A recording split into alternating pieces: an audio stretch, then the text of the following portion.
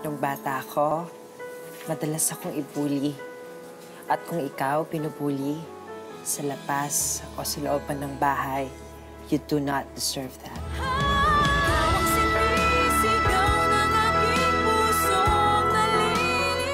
This is Destiny calling. Hello.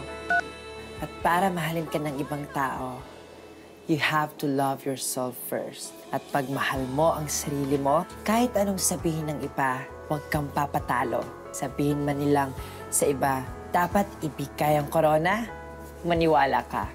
You deserve to be crowned too. Pag ginaapi ako noon, mabilis din akong bumangon. Kaya kong huwag magpa-apekto o magpatalo, kailangan. Dahil the more na nagpa-apekto ka o nagpatalo ka, lalo kang ibubuli.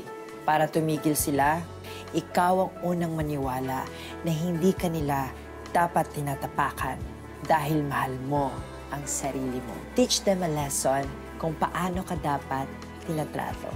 And as you love yourself, as other people see how you love yourself, later, they would realize na deserve mo mahalin at respetuhin. Una mong mahalin ang sarili mo, and you do not need the attention of a bully to feel you matter.